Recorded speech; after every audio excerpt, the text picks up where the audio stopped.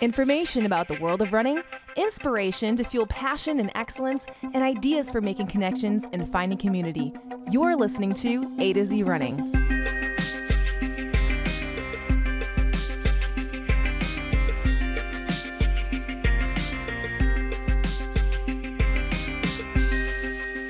Hello, everyone. Welcome to the A to Z Running podcast, where we help runners thrive. I'm Andy. And I'm Zach, and this episode is fueled by pumpkin chocolate chip cupcakes. Oh, very delicious. Well, food is not the topic of the conversation today. In fact, we're talking about how can we train well as busy runners. And for this topic, we're bringing on guest Marty Hehir. And he might be the very best, fastest, busy runner on the planet. Very likely. What do you think? Yeah, I think so too. And we also have amazing world of running to get to as well, with records and all that kind of fun stuff. So before you listen to any of the good things, you need to go to AtoZrunning.com, click the word follow, and then on YouTube, subscribe. And in all of those places and times and things, comment and ask questions and get involved with us. And then we'll share things like this question. In fact, this one actually happened behind the scenes a little bit. We do a monthly live Q&A with our athletes. And in our most recent Zoom session when we were doing this, we got to discussing training during these terrible conditions. So basically, if you're in the United States and many other parts of the world at this exact moment, chances are you're under 2 or 7 feet of snow. Unless you're, one of those lucky few who isn't. But for those of us who are, we were talking about what do we do with training in these kinds of things. And we've touched on this a little bit, but we got to a very practical recommendation that I thought was pretty helpful in this conversation. And that's essentially, if you're running outside and it's very cold or very slushy, snowy, icy, those things, don't try running a hard effort. Just don't even bother, because it's too risky. You're going to hurt yourself, any of those kinds of things. We actually find that the likelihood of straining muscles when it's cold is significantly higher than we would guess, just simply because the cold makes our muscles not flex as the way they should. So running easy is good. Just wear as many layers as you possibly can so that you can stay warm and run easy. If any of you have run in under 0 degrees Fahrenheit recently, as we have, you know exactly what we're talking about. Just layer it all up. And if we got to get inside and we can't do the outdoor running, certainly, especially if we're looking for a quality effort still, we can do things like that on the treadmill. But it's important to think about, you generally want to avoid running hard for a long time, and you want to avoid running too fast on a treadmill, because those kinds of things, especially if you don't do it regularly. I have to interrupt you, because that is going to happen later in our world of running. So yes, but we're not talking about ultra marathoners who run ultra marathons on the treadmill. We're talking about most of the rest of us. So the gist of it is something in the middle. Like if you need to do steady effort, then maybe break it up and do like 5 minutes of steady at a time with a little jog in between. Those kinds of things to really try to make the quality effort work without hurting yourself. That is number one. Super key. We do have a listener giveaway that we're going to be doing, because word of mouth, you guys are the best. Word of mouth is the best way for this podcast to grow. So because thank you. Our mouths are making words. What? So it can't grow in any other way. That's okay. Because that's what it is. All right. It's a well, podcast. You're really funny. Okay. So we would like to enter everyone who promotes and shares the A to Z Running podcast episode. You could do any episode, really. You'll want to share this one, though, because it's really great. You could do it any way you like: Instagram, Facebook, Strava, your group newsletter, a link in your blog, however you want to do it. And then just let us know. So either by tagging us on Instagram, or you can just send us a message, an email, however you like to communicate, because we want to be where your running community hangs out. So again, thank you so much. You're the reason why this podcast can grow, and it's still the best and most effective way to reach new listeners. But we're not going to ship you pumpkin chocolate chip cupcakes. No. Instead, we'll send you hats and scarves and things. To be specific, a beanie cap and a neck gaiter. Is that what those are called? Yeah, that's the generic term. So buff, that doesn't make any sense. Or hoorag, it's a neck gaiter. Alligator trying to wrap around your neck. That's vicious. Anyway, we have the world of running to get to.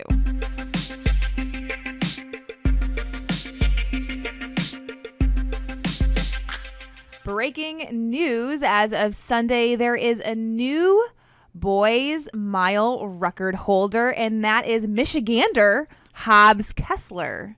Oh, snap. Michigander. Yeah, Ann Arbor. And he ran his new best time in Fayetteville, Arkansas this Sunday, as reported by USATF. And he ran 3:57.66 as a high schooler, y'all. So that's a new prep record for the United States, beating out Drew Hunter's previous record. Many of you may be familiar with that name because he was a phenom still is incredibly talented. And he's a name that many will see on headlining races currently. Mm-hmm. And this also puts him second on the U20 world record list. Wow. Yes. So that was a spicy time. Nick Willis was also there and is rumored to be part of this whole ordeal somehow. But he was part of the race, and he let us know that like this is like a regular kid in a lot of ways. Like he loves sledding and mountain or rock climbing. Like he's really into a lot of stuff, and he only does like 30 miles a week. So the future is really bright for this young man, and we're really excited to be able to share this news with you.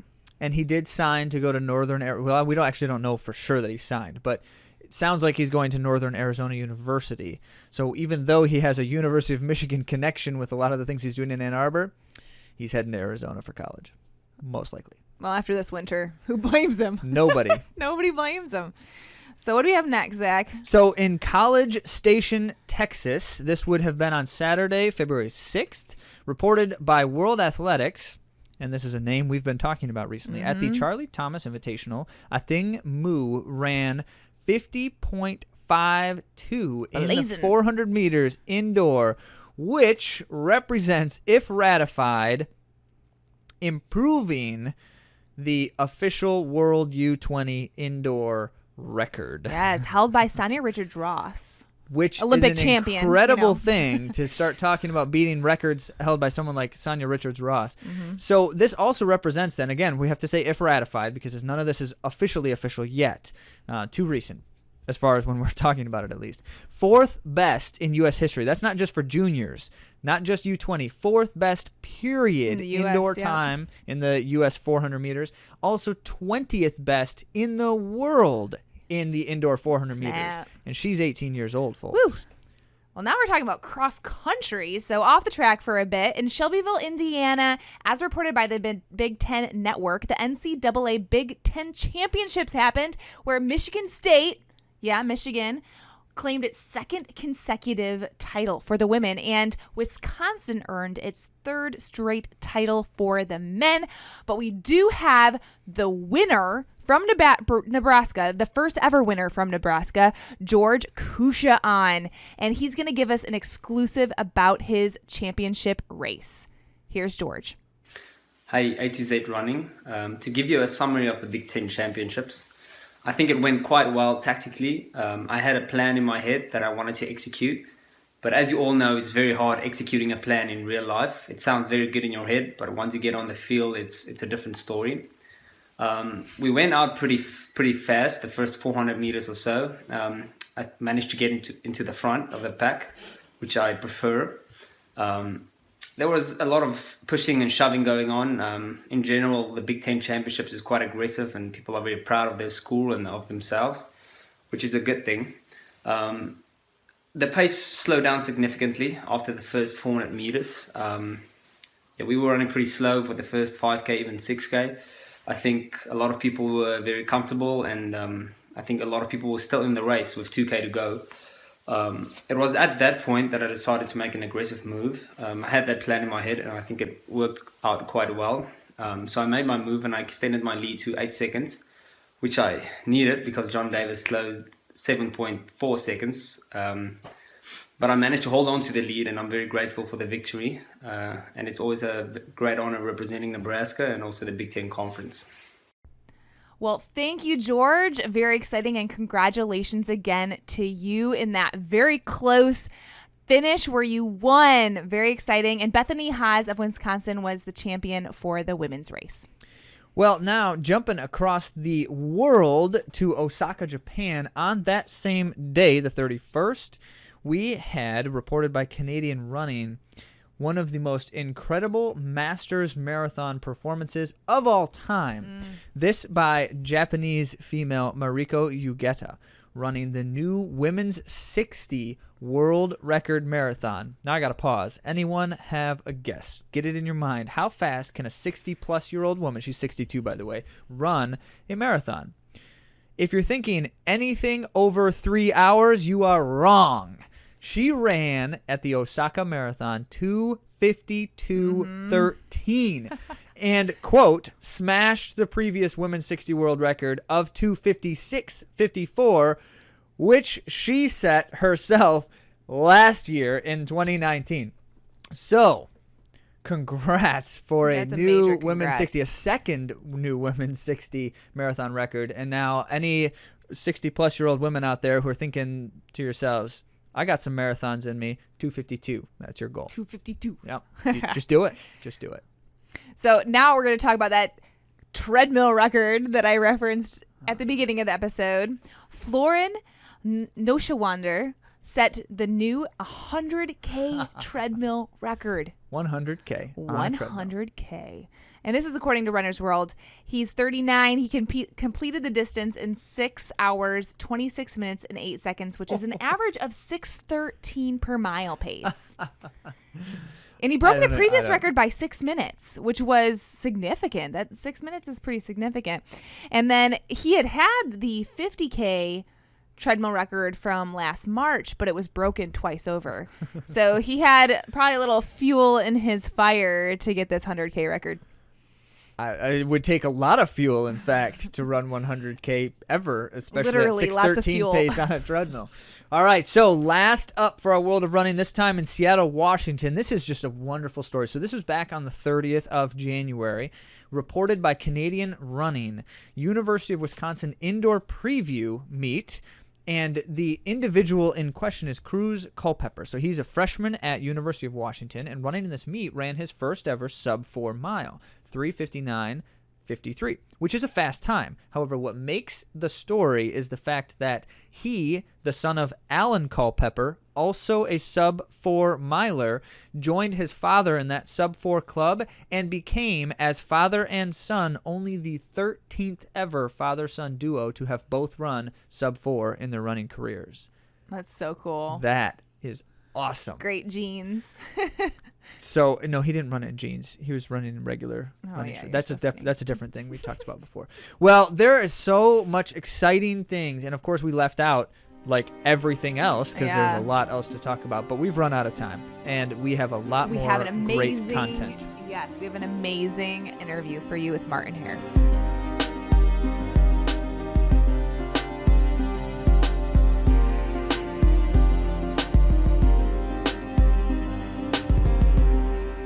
Well, as Andy mentioned, we want to talk about how to balance a bit longer here. And of course, that's a topic that we've touched on and will continue to touch on a lot on this show because as runners seeking to thrive, we need to master the art of balancing in life. And as it were, that is an ongoing challenge. Even if I get it right one day, I'm just as likely to get it wrong the next, and many of you have experienced that. And especially as the seasons change, and then you're doing things indoors versus outdoors, it's not quite as easy to just jump out the door when you also have to put on your snowsuit first. So we're just thinking about how can we tackle this topic in another and a different angle and add some more profound reflections. And of course, the best way to do that is to find the fastest busy runner on the planet and ask him to give some of his recommendations. So who are we talking about, Andy? So we're talking about Martin Hehir, and we have mentioned his name on this podcast because most recently he had a phenomenal performance at the Marathon Project where he ran 2:08:59. Well, as a top U.S. distance runner, fourth-year medical student, dad, and husband, Martin Hehir juggles it all. And we should just say, en route to this race in question, he had his second child. Yes. His wife had their second child. And he was doing rotations, medical student. So absolutely phenomenal what he was able to achieve during what some would say is the most busy time of his life at least to this point, but probably in his entire life. And he's no stranger to top level running. He was 6th at the 2020 Olympic Trials Marathon. And in 2016, he was on the track as 7th in the 10K at the trials. And currently he's running for Reebok Boston Track Club, coached by Chris Fox. And we need to mention, because he will mention in the episode, that his wife, Monica, plays a major role in his ability to train like this. Who, as a DNP herself, is also quite busy. Yes. So I'm excited to get to this episode. Let's hear from Martin. Hi, Martin. Welcome to the A to Z Running Podcast. Thank you guys for having me. Excited to be here. Well, this is amazing because this year has been, you know, one that hasn't had many races. So you have brought so much excitement to all of us as we witnessed your amazing race at the Marathon Project. So first off, congratulations. Thank you so much. Thank you. Yeah, I mean, I brought myself excitement too, because like I was very much excited to have a race to plan for. Absolutely. When you had one at the beginning of 2020, because you had the Olympic trials. Right. And we did a recap on that. So we talked about you there because you were top 10, which is absolutely great. And you were, was it 7th? I think you're 7th place. At the is that trials, right? it's 6th. Yeah. 6th place. Sorry about that. Nice yeah. work. So 6th place at the trials. So that was your start of 2020 with the marathon. And you didn't know what was going to come next. So can you talk us through a little bit about that summer and life for you as a med student as well? Yeah, you know, it was a very weird time. I mean, obviously that goes without saying for everyone, but I mean, I essentially got back home here to Philly. I had a couple weeks like on a rotation, and then everyone got yanked. And then we were online for almost 3 months. And yeah, so that's essentially what was happening. We were home. My wife was pregnant. We were like, she was getting towards the end of the pregnancy. So it was just me, her, and then like our, 2.5-year-old now. So we were just kind of hanging out at home and enjoying the time. And like, there was no races on the calendar. I had just raced, kind of like what to me was like, I had a lot of things going on in my head. I was thinking maybe this will be it, this one last push for this Olympic Trials Marathon. And then, it went really well. And, when things go well and you don't really want to stop, and I don't really have a reason to stop. Because I'm just doing it because I want to and I love it anyway. So yeah, but there weren't any races on the schedule. So it was very much just like hang out at home like everybody else, be scared of all people. And, I mean, it was, in some senses it was nice being home for a long period of time, and not really, I mean, it was a kind of a bummer not having anything like as far as the running goes to like look forward to or train for. So I really didn't run much for those 3 months. There was I was just kind of focused on school, and then I guess I'll finish this out. And then Adeline, our daughter, our second daughter, was born in July. So that was kind of, now we're going from, let's count some months here: March, April, May, June, July 1st. So it was really 4 months. And then she was born, and then now I'm distracted. Now I really don't care about anything going on, because that's like a black hole. After a baby's born, I feel like those first, like that first month is like a black hole. It's like you're just like trying to like keep up with sleep and figuring everything out. But then towards the end of that time is when things started picking up, and kind of brings us to our current topic of conversation. How much lead time did you have for the Marathon Project? When did you know that the race was on the calendar? Well, fortunately, there were feelers being put out, I would say like 4 months out, maybe 4.5 even, like of people trying to gauge interest in the race. But I would say from like when, it was like official, like we're doing this, like, do you want to do it? I probably had 3.5 months. So it was, I mean, that's as much time as I do in a build up. I'm really like a 12-week kind of person. So for me, it was perfect. It lined up nicely. That's good. Yeah.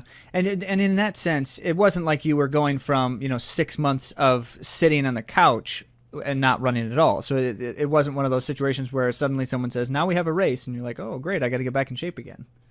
Right. To be honest, I was definitely coming from a place of less physical fitness than usual, because like I said, I really didn't do much for like 3 or 4 months. and the baby was born, and around that time we started our rotations again. So I was back in the hospital doing like some of the harder ones that I put off leading up to the Olympic trials. So like I had been running like okay for like a month before like, okay, this race is happening. So I definitely had a little bit of a hole to dig myself out of. So everyone wants to know, I for sure want to know, how did you manage this training with your busy life? So for this race in particular, the Marathon Project, there was a lot of dumb luck. As far as, you know, some silver linings to say with COVID is like a lot of our stuff got converted to online. My interview season to apply to anesthesia programs, I mean, I'm applying to anesthesia programs, but, you know, the whole interview season was converted to online. So usually I would spend the whole fall traveling to program, like, and like, you know, it's like just a super hectic logistical nightmare. But that all, you know, online, done. It's so easy. So with that, I had a 6-week block of time where I was either online or off leading up to the race, or up until 2 weeks until the race.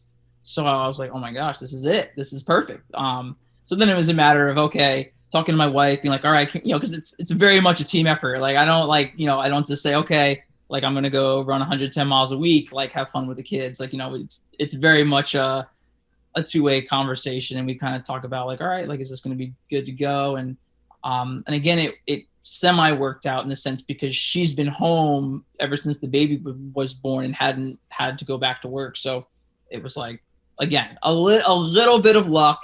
And then there's a few other details I guess we can get into as far as actually getting it all in.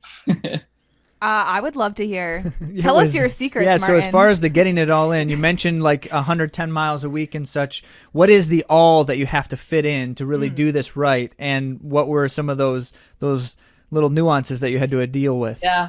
So I would say like the hardest month was that first month, like from, I guess, 12 weeks out to 8 weeks out. So that at that point I was working in a clinic pretty much 8 hours a day, starting at 8 and done around, I mean, it ranged. Sometimes I was done at 3, so sometimes I was done a little earlier. Sometimes I was done 4:30. So that said, it was a big part of like my thing is I like to get the workout, the longer run, the hardest part of the day out first thing in the morning. So waking up early, you know, I've said it a couple times. It's like, you know, there's nothing but time if you're willing to wake up early enough. I mean, it kind of on the flip side, you gotta go to bed early, but you know, if you get up I didn't have to get up before 5 too often. I'll be honest, but like 5 to 5:30 was kind of my sweet spot. And just getting in whatever I needed to get in. And then it's I guess getting into some of the efficiency factors. Like I'm very much like, I'll set that alarm like to the minute that I can like wake up, like, you know, put some clothes on, drink some coffee, go run. And then like, I know, okay, 30 minutes is enough time to like shower, eat, get on my bike. And then I bike. It's like a 2-mile ride to the hospital or like or the clinic at this point. So, you know, like a 15-minute commute, you can call it. And then that's so I have everything pretty dialed in. And during that time, you know, there's still time to like, you know, my wife and the kids are usually up by the time I get back from the running. So I think that, I mean, for me, I do like to try to make the running, I guess, in a sense, like as invisible as possible. Like it's a big win for me if I got that morning running and they're all still asleep. You know, that's always nice because then I'm not like taken away from that. Yeah, ultimately then I'll go to work. And whenever I get out. And usually most days in marathon training, you got to do a second run, you know, just like a 30-minute just jog. But what I, you know, kind of pre-COVID, I loved to just go right to the school gym, like the campus gym. And I can just pop on the treadmill, do like a quick core routine and then be done, get home. And then when I'm home for the night, like that's it. Like that's, you know, switching to family time. And usually like I don't have any school stuff, or if I do need to do some studying, I can do that like before bed. But, you know, that's kind of like a big part of just like no wasted minutes, right? You just go right from work, pop right to the gym, no like sitting around.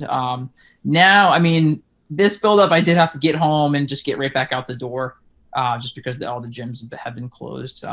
But again, when you get it done, like when you just kind of don't give yourself a choice, and get it done. And it's annoying. It's like, okay, I'm home. I'll be right back. I'll be back in 30 minutes. But it goes by quick, and then that's it. And then the school stuff. A big part of like also to not like kind of managing, I guess, the three branches, right? Or like the running, the family time, and the school. Like when I'm, at the hospital, at the clinic, like, again, no wasted time. Like if I get like a hour lunch break, that's when I'm doing like whatever studying I need to do, or kind of catching up for the next day, getting things planned out. That way I don't need to do it when I get home, right? And then pretty much all the time that I'm home is just hanging out with the wife and kids and just enjoying our time. I cook. I do. Part of my deal is I cook dinner every night. I mean, my wife, I'm proud. She doesn't. She can cook a little bit, but I'm proud that she's not that great of a cook, because it means that I'm doing my part. So that's always like a fun thing I like to do every night. I really enjoy cooking. So, and that's usually how our nights go. So I guess our whole day. And that's as you say, I like the no minutes wasted, no time wasted kind of mentality. If it's going to work, you have to really be mindful of how you're using all of the time that's available to you. I'm then curious, Marty, did you experience at any point during this, specifically this past fall, where you weren't quite sure it was working out? Were there any moments where it's like, I don't know if we're going to pull this off, it's too much, or it's too busy with the baby and everything else going on? Any of those moments? I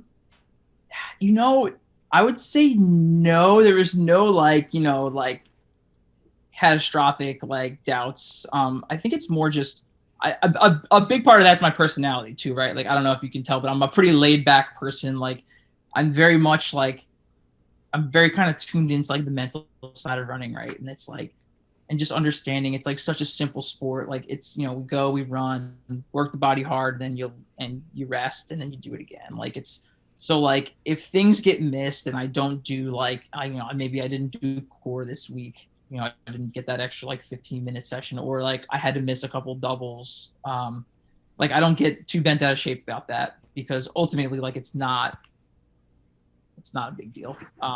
At least that's what I tell myself, and it typically works out, right? So it's I think having the right mindset and just being able to be flexible, and when things, when it's like, man, things are not lining up nice as far as like what I want to do on the running schedule and what I do on, what your life is demanding of you, it's, I just roll with it. I mean, if you got to like change it or do something different, or it's like, oh man, I got 30 minutes and I thought I was going to have an hour and a half to get in this workout. It's like, either do the workout a different day or do something really hard in 30 minutes. But for the most part, like, I try to never let that happen, because it's more just kind of planning ahead. And it's like, I know how much time, I know what I have to do each, upcoming day. So if you just plan your day in advance, you should usually not have too many hiccups. And like I said, like, my wife has been home, which has been like amazing. So it's like, she's almost always able to hold down the fort. And I mean, there's definitely times like now it's like, you can only take,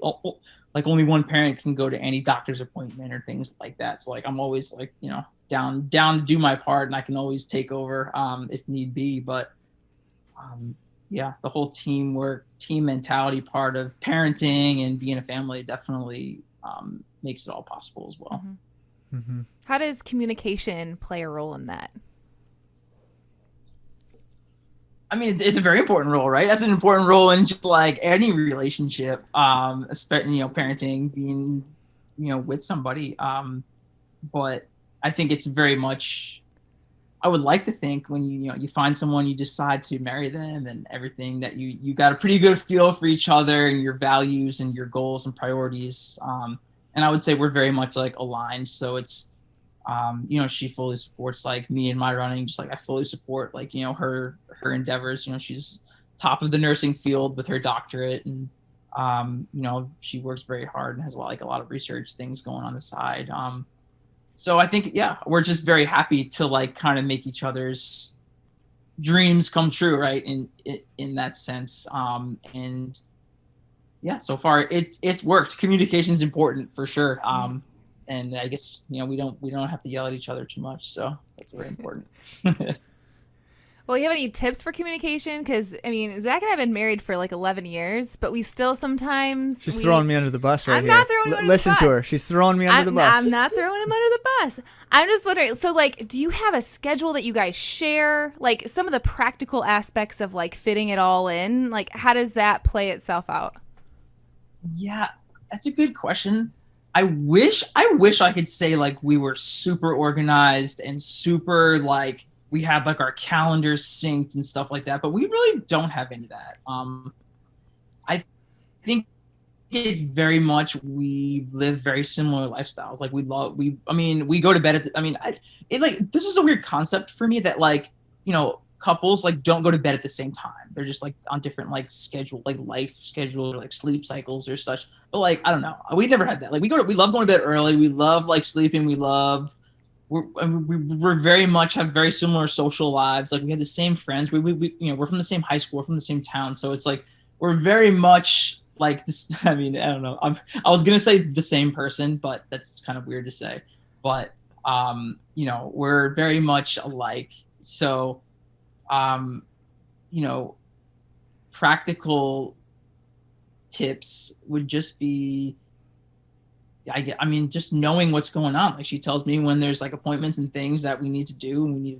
And she's definitely better at staying on top of like some of those like more life events and things that like we need to like prep for and know about ahead of time. Because she knows I'm constantly just getting like barrages of emails from like school about like different, it's like, you know, with us, it's like every like month you're like in a new rotation site and you have to figure out where to go. You're getting emails from different like medical teams who you're being placed. So it's like, I'm constantly just like inhaling like all the info of like where I'm going to be each day. But yeah, I don't know. I wish I had like, I'm trying to think of like a more practical, like actionable thing we do, but maybe something. I think that's great that you were saying like, oh, sorry. I was just thinking that it's actually super practical and very helpful to be vocalizing your goals. Like you said, you're totally on the same page, helping each other realize your goals. I think that that's actually a really important thing in relationships, is to say, like, I'm going for this. Because sometimes we don't vocalize our goals and we don't say what we really want, but we sometimes will live in such a way that we want it, and then it confuses the other person. Like, oh, okay, this is what you want to do? Okay. So I think that that's actually an amazing takeaway from that aspect of what you just shared with us. Beautiful. Thank you for taking that out of my long-winded rant. So if we can bend that same question then into the running aspect of things, certainly, and you did say it earlier that, you know, there might be times where you have to miss one of those afternoon jogs. There might be times where you can't get in every core session you wanted. When you have to make the choice, like it's not all going to fit today, what are the things that you're most likely or most willing to shave off, and why do you make those choices? Right. So I would say, like, I don't know. I take from my Coach Fox, and his like a slightly more like old school approach to running, which is like the way you're going to get better at running is by running. Right. So everything else, whether it's like core work and like going to the gym and picking up heavy things and like all those extra things, like, is literally the running is the most important thing. So like that's what I'm going to prioritize. Like if it's a matter of like getting in like my 10-mile run in the morning and 5 in the afternoon, or like just getting in like maybe an 8-mile run and then some core, and then like going in like lifting in the gym in the afternoon, like I'm just going to do the running.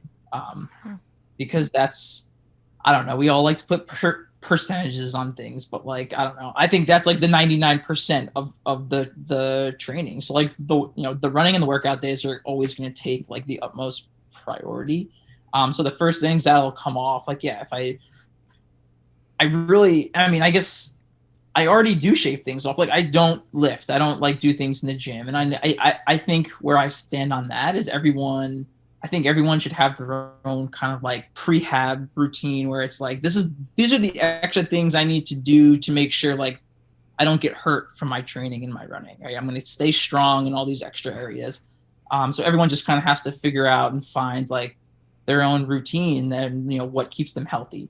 So for me, I'm pretty fortunate. I've got a few like very simple like things I do on stairs for 5 minutes, like most nights, and I'll roll out, and that's pretty much it. So Outside of that, I just do the core a few times a week, maybe like a 15-minute type of session, and that's it. And then of course, I mean, then the sleep is important. That's another thing I would say, like pretty much prioritize. Right, after the running comes sleep. Like that's, I mean, they might be like co-favorites sometimes, to be honest, because it's like if you're not gonna, if it's like, okay, I can wake up and get in, if it's the difference between like, I don't know, getting like 5 hours of sleep but getting a longer run, but then like, or sleeping more but getting like a shorter run but more quality, then I'll definitely have to think about that a little more. And I think you would probably agree, based on how you're describing that it's not the same answer every day, is what I'm kind of hearing. You have to be able to make the choice based off what you need that day, and that may not be the same as yesterday or tomorrow. Yeah, that's actually a perfect point. Is that, yeah, like some days like the sleep's more important, sometimes you're just tired, and it's like, no, I'm tired. I'm not gonna like, I'll plan on not doubling. If I'm like getting behind on sleep, or I'm just like things are not feeling good, it's like, all right, I'm just gonna sleep in tomorrow, and like I'll do my longer run in the afternoon or something like that. So yes, and each day that can change. It's like, all right, tomorrow it's like, I haven't done core in a week, I should probably get in a good little session tomorrow afternoon, and like that'll be the focus of the day. So yeah, that's a very good point. That's all part of like just being super flexible, not being too like uptight about a very structured training regimen, because it's just running. That's kind of my takeaway. It's just running. So I have this observation, and I'm going to speak it out loud. Okay. So you dial things in like down to the minute. You know how long things are going to take you. So you know essentially what you need, and you don't really hesitate like when you go along and you do these things you have to do. And in your race, you are super consistent. This Marathon Project race, like this was the most consistent race in a marathon I probably have ever seen. But you said that you were laid back, like you're feeling like kind of chill while doing the first part of it. You're sleeping, like you said, you kind of like let yourself get into that zone, that float zone. I see that like it kind of correlates with what you're having to do in life with how you ran that race. Do you see it too? I can definitely see it. I can see it because it's, I mean, what's really funny? You just made me think of like the quote you hear so much in like your training to become a doctor. It's like, it's not a sprint, it's a marathon. It's like the most overused cliche I've heard in school so far. But it's really true. Like you can't, each and every day or each and every mile is like important, but at the same time, you can't overthink it. You can't like be all in the sense of like almost like too like invested in any one moment, because they're all the moments are important, and you kind of have to, it's almost like pacing. You have to like make sure you get to the finish line. So yeah, keeping things as like even keel and low stress in life, on a daily basis is huge. And it's the same thing in running. Like you want it in a marathon, you want it to feel as easy and stress-free for as long as possible. So that's totally agree. That is golden. Golden, what you just said. So, of course, we would be remiss if we didn't at least ask you to reflect a bit on the results of the race. And so you've been kind of setting this up for us as you talk through this experience, preparing for this time. And then, lo and behold, 2:08:59, putting you up in legendary status, historically speaking. And you mentioned earlier, you and your wife supporting each other to try to help make your dreams come true. How much of that experience felt like a dream come true? What was that dynamic like for you?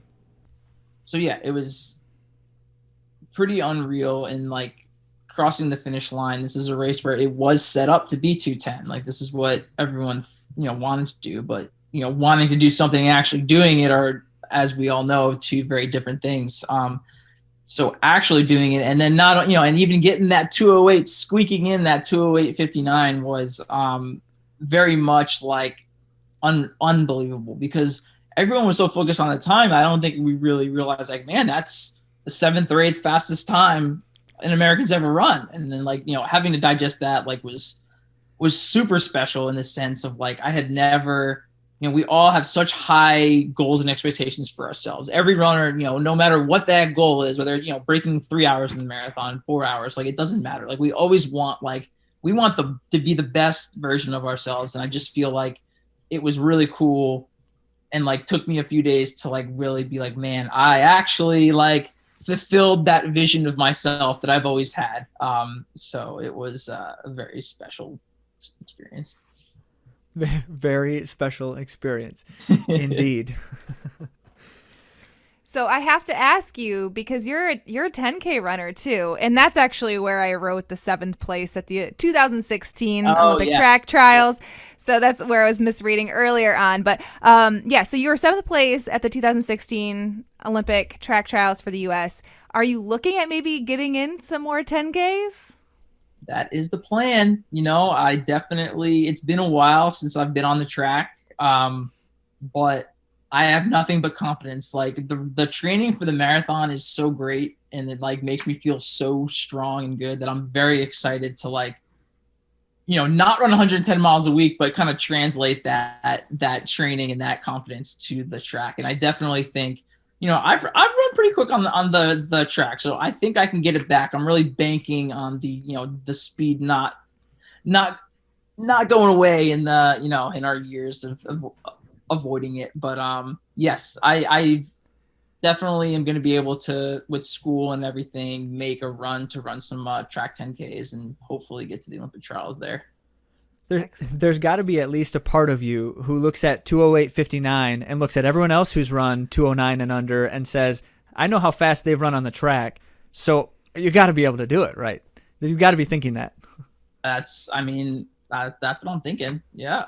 I was 7th in 2016. I was 6th in this one. So if I'm getting closer and closer to that 3rd spot. So hopefully I can just make a little extra jump this time around. So that's super exciting. Our audience, a lot of us are runners who are juggling life and doing all these things. And we're very inspired by you. We're rooting for you, Martin. What would you want to leave the audience with? Like, what would you want to tell someone who is just trying to make it work with the running and their goals and then the rest of life? I would say that's a good question. I would say the most important thing that like I think everyone should kind of take into account is with the juggling of everything. Like it's got to be fun. It's got to be something you want to be doing. And that's like something I've always said, like, I wouldn't do this running. I wouldn't put myself through like these, 12, 13 hours of running I do every week to like, I wouldn't do it if I didn't love it. If I didn't like have a lot of fun doing it, if I wasn't like meeting, these goals and like getting some sort of self-achievement out of it. And I think that goes for any person who's like juggling life, and just has a lot of things going on. It's like, whether it's a running goal, it's like you can do it, and if you're excited about it, you're going to be able to like make it happen. So I think that's like super important, is if you're just excited about having these goals in front of you, like there's really not too many obstacles that will stop you from getting there. I think no matter how busy you are. Mm-hmm. That's awesome. And it's something all of us can think about. It doesn't matter where anyone is and what they've got going on. That's a key factor to making it work. Right. Mm-hmm. Right. I think no matter what, like you can throw in things and it's like, you just adapt to it. I think people are very hesitant. They think like, I don't know if I can handle that. I don't think I should make this big change or this big jump. But I think I've went off the deep end. Like, first baby is now 2.5, I've like medical school, 2 babies now. It's like, just keep adding it on. And all of a sudden, like somehow things fall into place.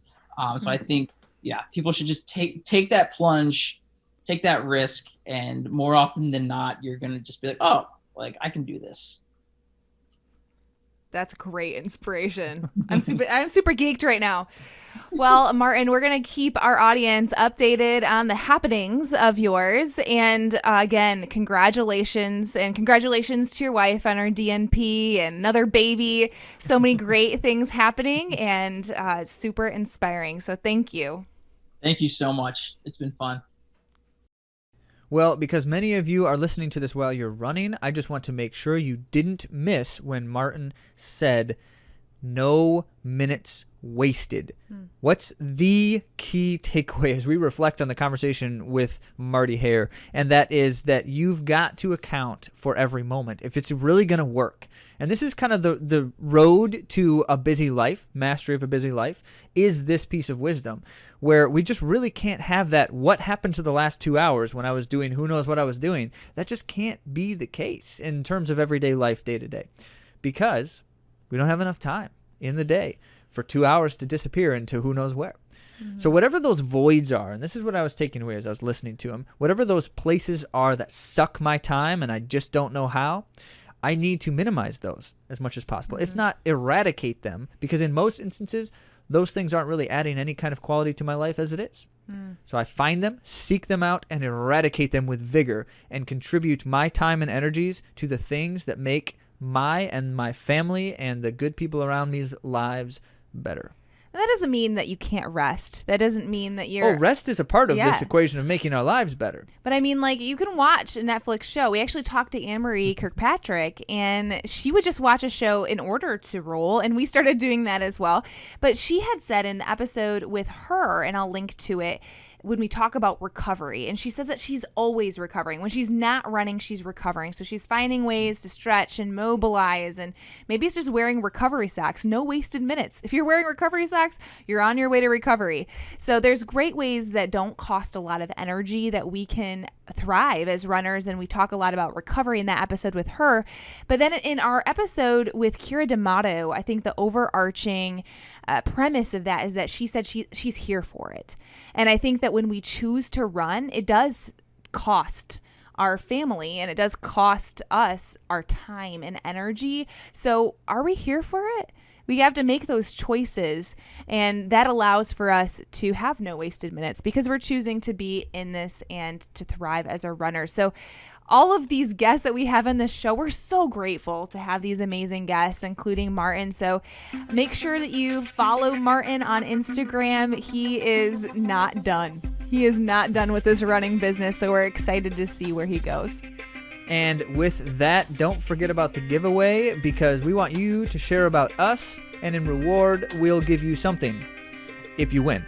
So make sure you do those kinds of things if you want to potentially win a hat and another cool thing with our logo on it.